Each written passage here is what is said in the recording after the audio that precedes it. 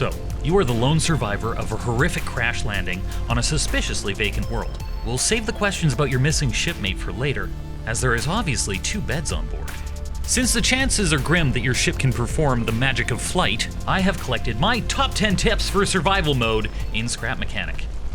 After wiping the freshly cooked meat juice from your lips, turn immediately behind you from the ship. There is an easily missable lake you need to go to. The first item you'll recover is a bucket. Notice when you place your cursor over the bucket, there is no prompt suggesting you can pick it up. There is a lot of items in this world like that, and you'll have to get used to it.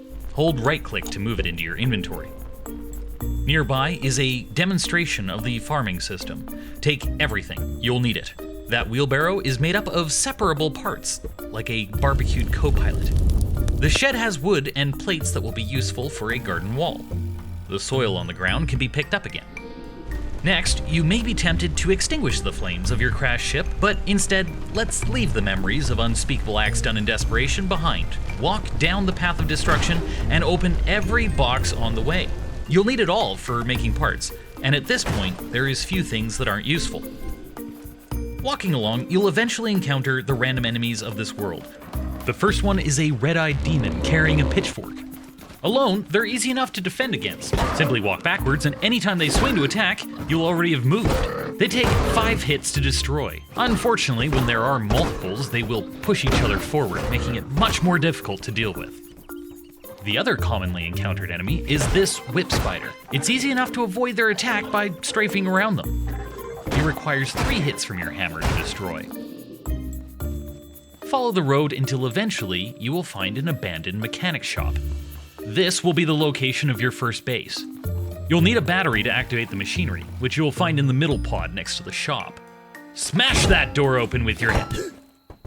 Gently open the door with your hammer and dispense with the resident in that familiar form of self-preservation.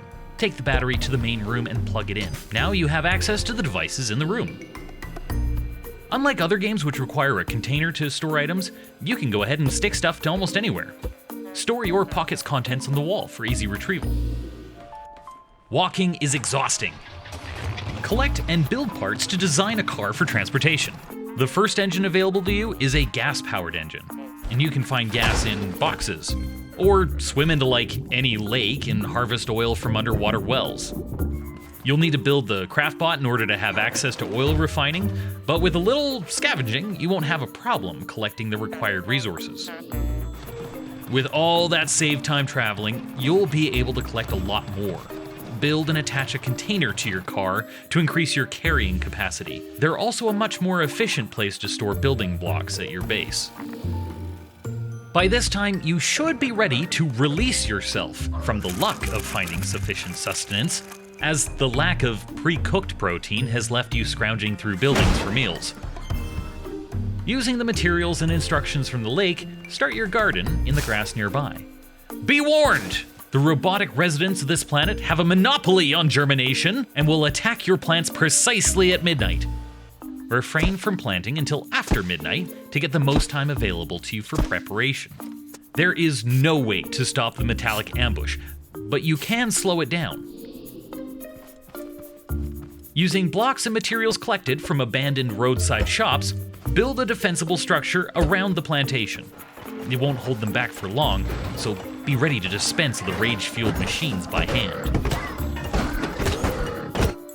My final tip is, of all the veggies you can grow, turnips are the best, as they provide an equal amount of hunger and thirst refreshment. Those are my top 10 tips for survival mode in Scrap Mechanic. If you found this video helpful, drop us a like and consider subscribing to get more Scrap Mechanic content. We are the New Level Nerds, and we'll see you next time!